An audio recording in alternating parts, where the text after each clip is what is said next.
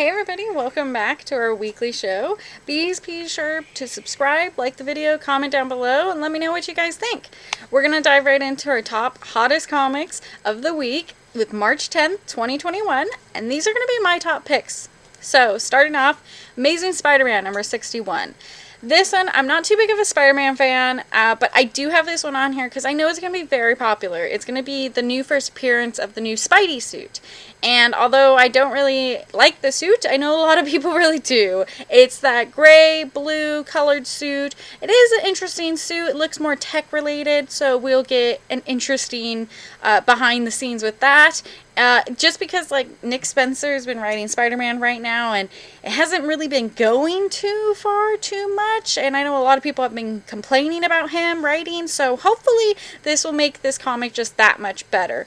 Also this week is going to be Amazing Spider-Man number 55 third print. It's that really nice Patrick Gleason webhead cover, but this time it's in blue, so be on the lookout for that as well.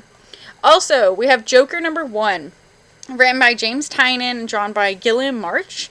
Looks very interesting because it looks like it doesn't really center around just Joker. It centers around Commissioner Gordon as well, and how maybe the two like intertwine or have history together, which is really interesting. Plus, there's a punchline story in the back. There is some amazing variances as well. There's a 1 in 25. There's a Frank Quietly, Matina cover, and there's also a really nice Mark Brooks, but you did have to order a minimum of 250 to get that cover, and unfortunately my store did not order that many. That's quite a few. So be on the lookout for those as well. Next up is going to be Karmen number 1. And Karmen number 1 is a new Image number 1. We were just talking about Gillian March doing the art for Joker. Well, he is doing the art and writing for this comic. And it's a 5-part miniseries that was originally released in Spanish and now is getting translated into English. And it sounds highly concept phenomenal. It sounds really cool. It's about a highly unconventional angel named Karmen, and the young woman she takes under her wing when the case of a heartbreak strikes hard. It's packed with surprises and metaphors. This gorgeously drawn series deploys tenderness and humor as it dives deep into topics that matter. And this really interests me because it's not always easy writing a hard subject matter, such like suicide and things like that, death, and that really gets me with comics. I feel like being able to write something like that and really relate to somebody in a deeper level is just some amazing work. So I'm very excited to check this one out. Next up is going to be Protector Valley Road number 1. This is a 5-part miniseries from Boom, and it's written by Grant Morrison and Alex Child and drawn by Naomi Franquiz, and they're all really sought out high after people, Frank Morrison especially. So this is described as fans of Paper Girls and Die. Very interesting. Both of those comics have really cult followings behind them, which I'm very excited for. And the concept of this is really interesting. August, Riley, Cora, and Jenny have organized a spook tour with their classmates on the most haunted, demon-infested stretch of road in America to fund attending concert of their dreams. When their visit turns deadly, these 4 friends race to rescue the missing students before the town tears them from limb to limb.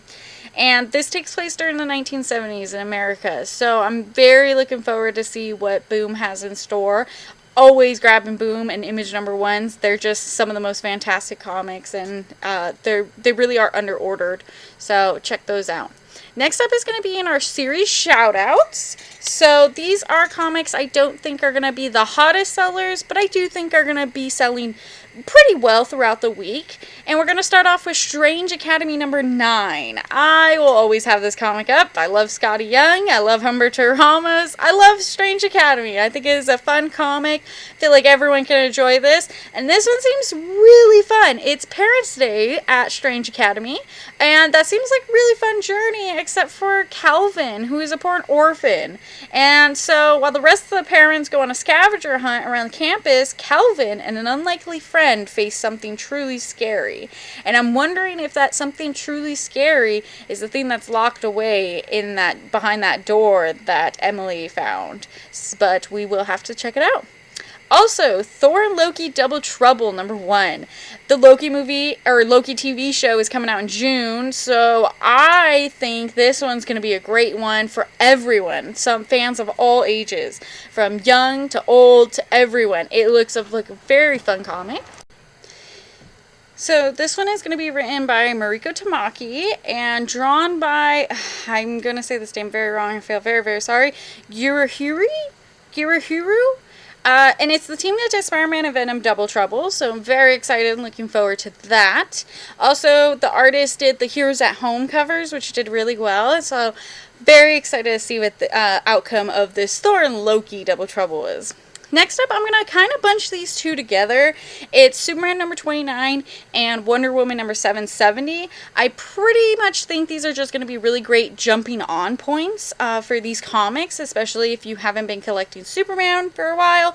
This is going to be a new writer, Philip Kennedy Johnson, and Wonder Woman will have Becky Cloonan with Michael W. Conrad doing the writing, so I'm very excited to see what these new teams come up with. They both have plus background stories to them, which seem fun, but I'm not too thrilled about paying an extra $1 for a backup story I don't really care about, but they do have really great wraparound covers, so I'm looking forward to picking those up. Also coming out this week is Non Stop Spiderman #1. This is written by Joe Kelly and drawn by Chris Pachalo, and I just love the description for this. It literally says, "This book is not for the faint of heart, so check with your doctor before reading," because of the non-stop action in this. So I'm looking forward to it. It has some great variant covers. It has Scotty Young, Alex Ross, so let's see how this one comes out. And last but not least, I have Batman Urban Legends #1 here, and this one is interesting because it has 4 different stories within it. First one's going to be Red Hood, written by Chip Zdarsky. Second one, Grifter, by Matthew Rosberg. Third one, Harley Quinn, written by Stephanie Phillips, and The Outsiders, The Katana and the Outsiders, written by Brandon Thomas. So these were all kind of short stories in the back of the future states, and they're all kind of getting their own combined together story, and I'm very excited to see how all this plays out. So be sure to check all these comics and many more at your local comic shop this Wednesday, March 10th, 2021, and have a great day.